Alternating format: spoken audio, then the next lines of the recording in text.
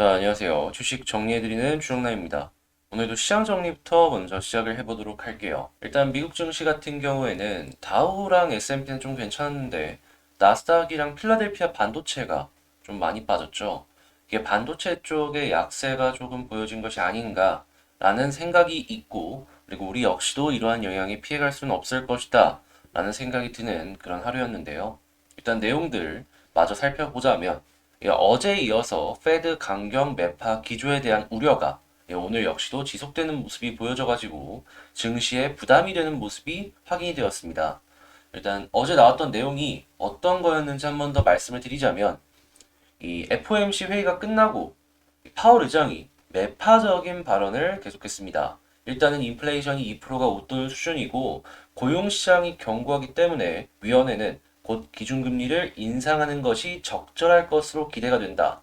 상황이 적정하다면 3월 FOMC 정례 회의에서 금리를 인상하는 것이 적정하다라고 보고 있다. 이렇게 밝혔습니다. 그리고 양적 긴축에 대해서는 이 연방기금 금리의 목표 범위 인상 과정이 시작된 이후에 시작할 것이다 라고 이야기를 했는데요. 일단 이 이야기가 지금 당장 진행을 하는 것은 아니더라도 일단 이 FOMC에서 의미 있는 결과가 나오게 된다면 양적 긴축은 향후에 어떠한 일이든 시작이 될 수 있다라는 소리니까 이 부분 같은 경우에는 체크를 하시면서 보시면 좋겠고요.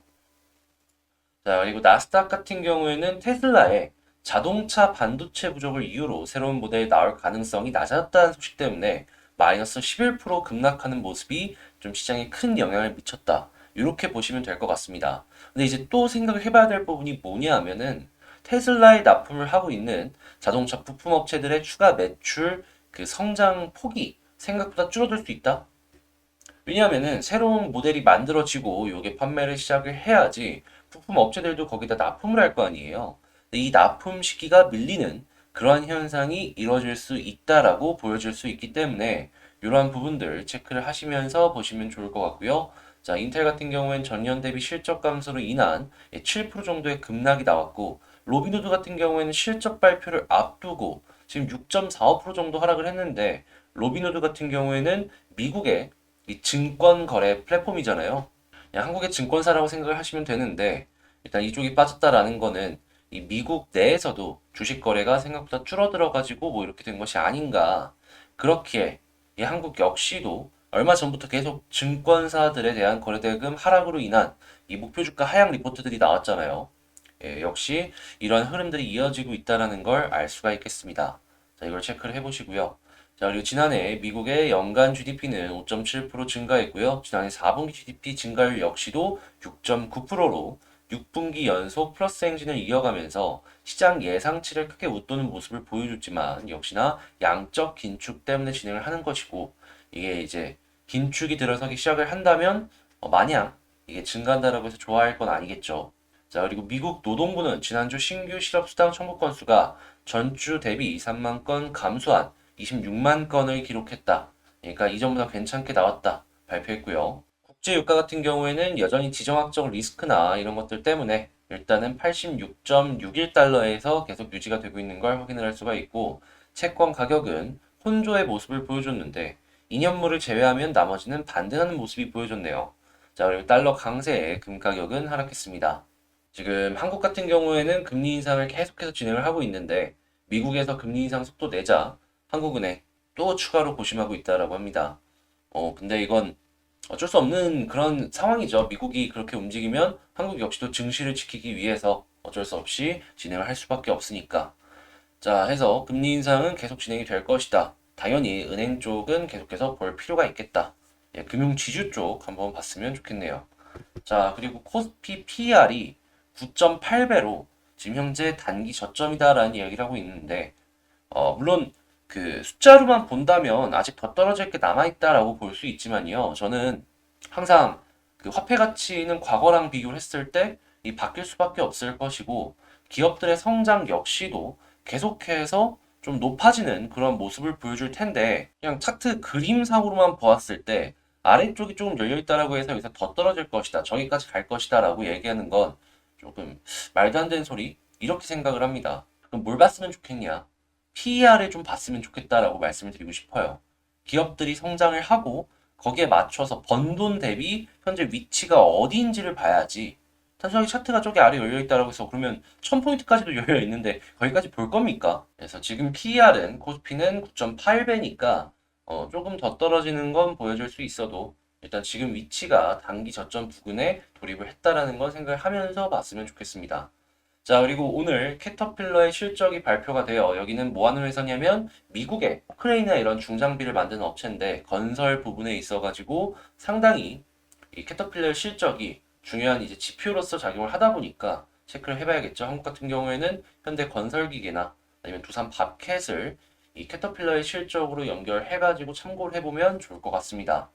자, 이렇게 시장 정리 한번 싹 해봤는데 어떻게 좀 도움이 되셨나요? 자, 그리고 이렇게 시장 정리 같은 경우에는 제가 이 텔레그램 방, 저희 같이 공부하는 이 텔레그램 방에 아침에 이렇게 뭐 올려드리고 있습니다. 그래서 지금 8시 6분에 이렇게 올려드렸는데 먼저 영상보다 빠르게 확인을 해보고 싶다라고 생각을 하신다면 링크는 커뮤니티에다가 올려놨으니까 제 유튜브 채널에 그 동영상 옆에 커뮤니티라고 써있는 거 있잖아요. 거기 들어오셔가지고 링크를 통해 여기 들어오시면 되겠습니다. 근데 좀 제 채널을 봐주시는 분들에게 뭔가 해드릴 수 있는 게 없을까 해서 하는 거니까 그러면 개별 종목 한번 봐보도록 하겠습니다. 자, 제가 이번에 가지고 온 종목은 이 LG 이노텍을 가지고 왔습니다. 갑자기 무슨 LG 이노텍이냐 할 수 있는데요.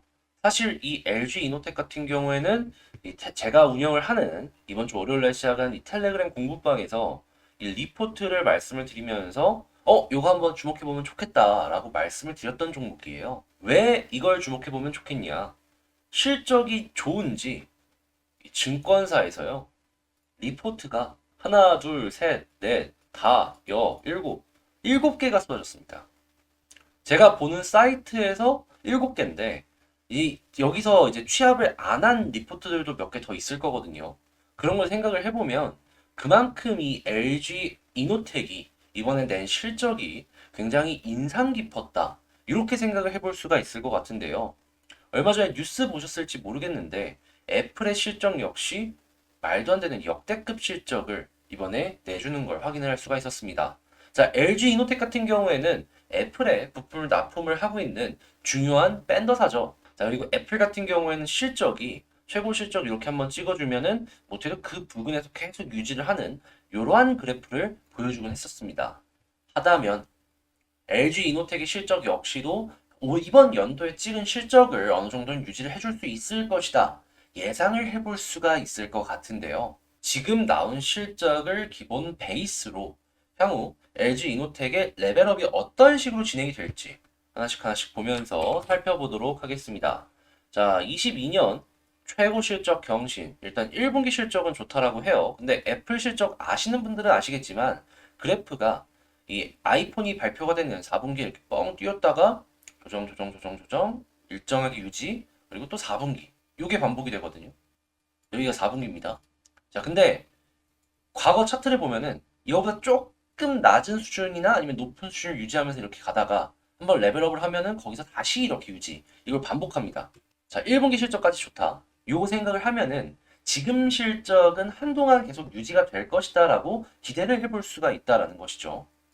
자, 그러면 지금 실적을 기준으로 LG 이노텍 꾸준하게 나올 걸 기대하며 한번 살펴보자면 자, 뭐 일회성 비용이 나왔는데도 불구하고 컨센서스 요 상회하는 것을 판단한다. 돈 들어갈 때 있었는데도 불구하고 잘 나왔다는 거예요, 이건. 자, 애플이랑 광학솔루션 이거 매출이 64.8% 증가.